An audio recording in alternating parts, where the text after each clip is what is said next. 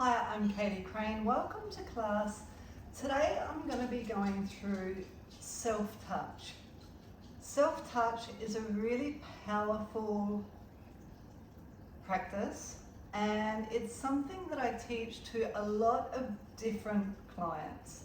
I teach self-touch to people with dementia and Alzheimer's and also their carers. I teach it to women who are going through perimenopause and menopause. I teach it to my clients who are suffering from PTSD and anxiety. And I teach it to teenagers as well. So that's a really broad range of people that I teach this practice to. And the reason being that self-touch actually is helpful for many different things. In particular, it's helpful for self-love.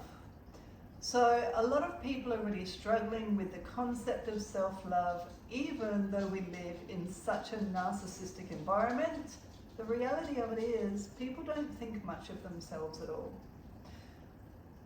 And it also, when we do this self-touch practice, it helps us connect with other people. And that's a very, very important part of our healing process and our developmental process. Self-touch is really, really simple, and it feels amazing too. The benefits of self-touch are, it's going to produce more oxytocin.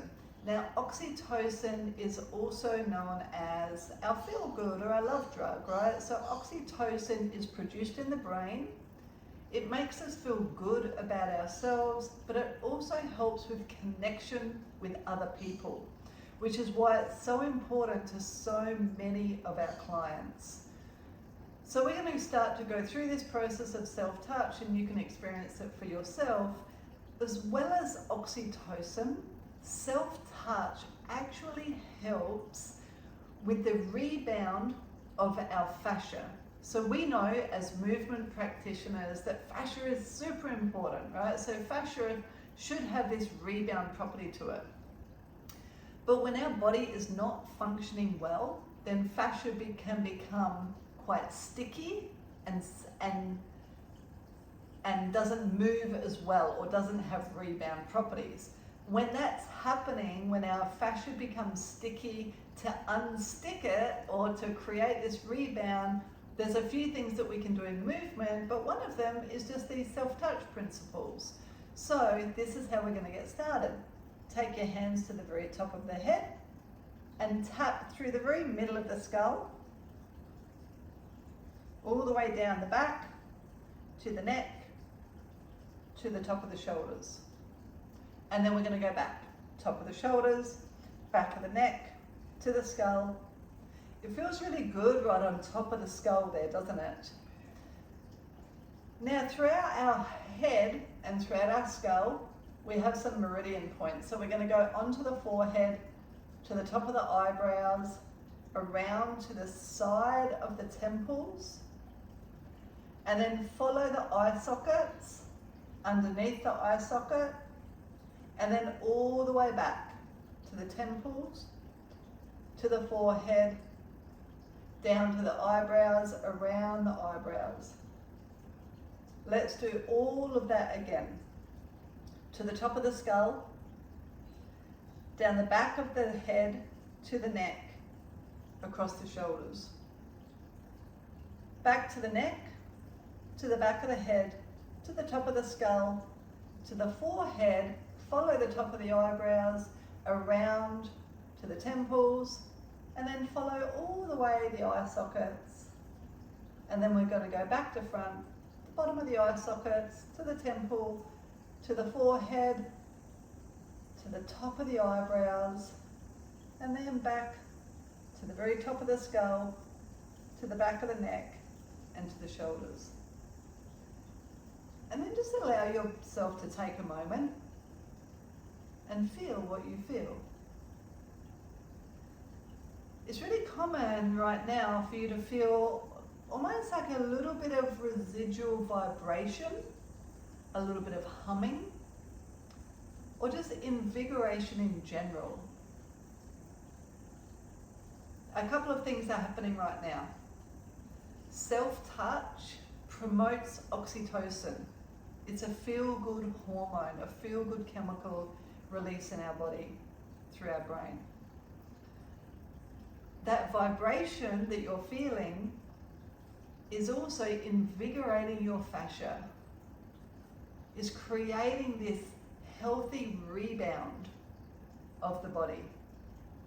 All right, so let's continue. Let's go from the top of the shoulder down to the forearm, all the way to the fingertips and back up. Do that about 3 times. And then back up. 1 more. And then back up. Good.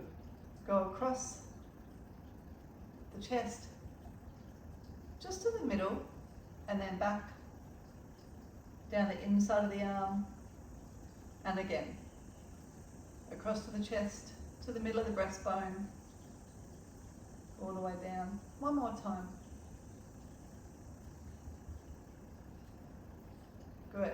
So now I want you to take that hand overhead and go into a little bit of a side bend, and we're going to go down the side of the body and then back up, side of the body. So you're going across the rib cage, all the way to the hip and back up. If you can, stand that side bend. And then I just want you to do the same with a little bit of a bounce, if that's comfortable for you. And then I want you to check in on your body. So then sit there, close your eyes if you want to. Let's take both arms up to the ceiling and both arms down. Both arms out towards here, up to the ceiling, and both arms down. And go again. And just recognize the difference in the side of your body that you've done the tapping and the side of your body that you haven't. A little bit of side over, a little bit of side over. You may feel on the side of the body that you've done the tapping, you're a little bit freer, a little bit lighter. You have good rebound. So let's go to the other side. We're going to go down the shoulder, top of the arm, and back. We'll do that 3 times, from the shoulder to the top of the arm, and back. 1 more time, and back. Good. Turn the hand out. You can go all the way down, back to the inside of the arm, across the chest to the breastbone, and then again, we'll do this 3 times. Across the chest to the breastbone. 1 more time. Now, if it's not comfortable for you to be sitting the way I'm sitting, you can totally be doing this standing up or even sitting on the couch, no problem at all. All right, let's take that arm overhead. We're going to go down, all the way down the side of the body, to the hip, back up the side of the body, across the ribs, to the elbow, and again. And it's very normal to feel quite comfortable tapping on one side but not on the other. Part of that is just that we're quite dominant on one side to the other. Now start with a little rebound, keep with the tapping.